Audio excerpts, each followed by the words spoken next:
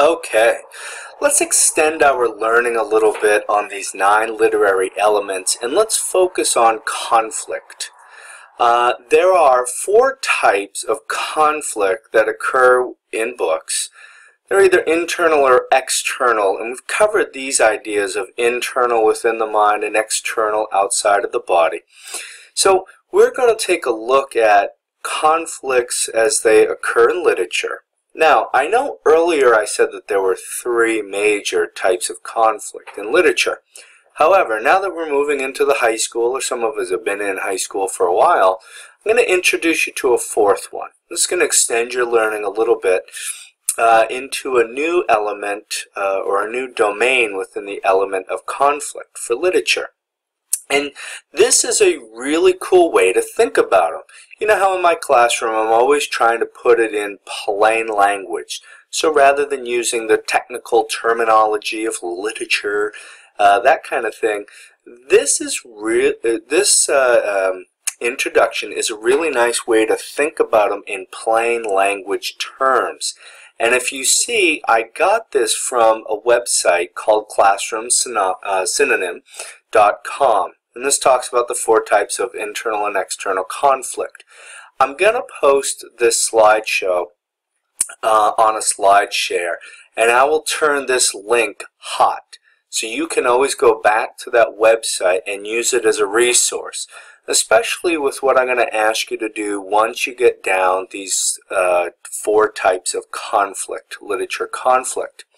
I'm going to ask you to actually apply some of your knowledge by finding these 4 conflicts and having a discussion about it.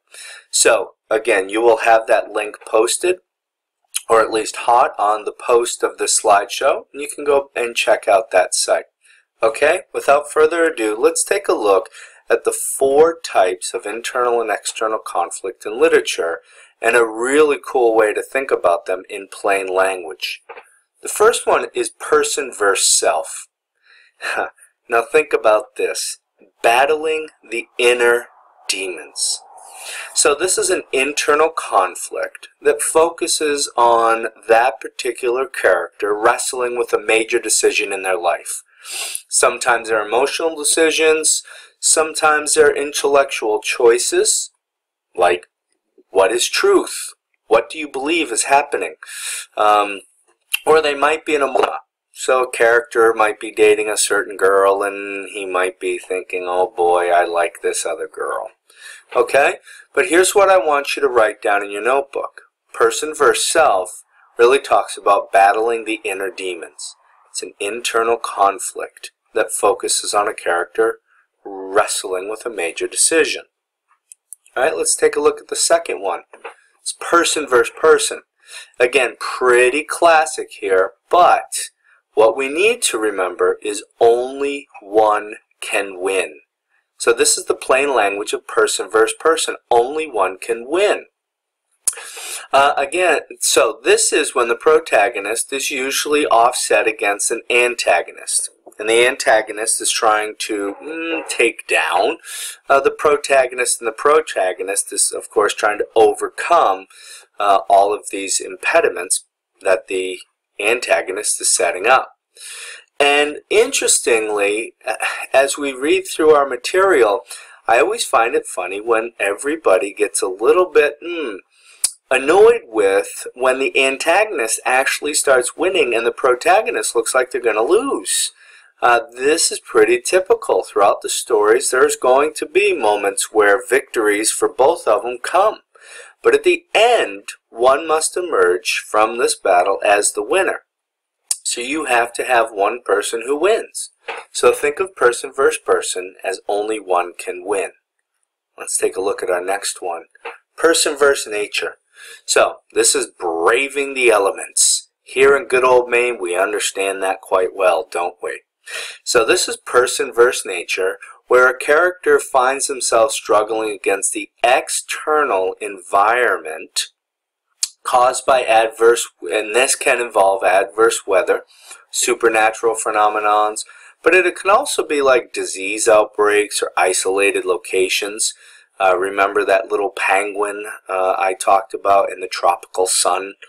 So this is one of these situations where, because of the hardship they endure, that the characters endure, they typically experience a drastic change in their view of life, and they come to understand just the immensity that nature can possess.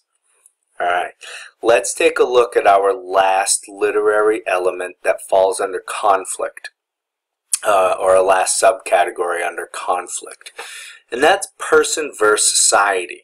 Now, this is something that they get into a little bit in middle school, but we really tackle a lot here at our high school, and I just love this. Plain language, person versus society is simply sticking it to the man. This is an external conflict where a protagonist is at odds with a particular either ideology or a way of thinking or a group of people, and they are willing to advocate for what they believe is right rather than what is popular, and for that they have to suffer those consequences. Think of it, this is like really standing up for yourself. And literature is full of these characters who stand up for their convictions and take a stand against some external social force. Okay? So what I would like for you to do now, so I'll bring you back to the beginning.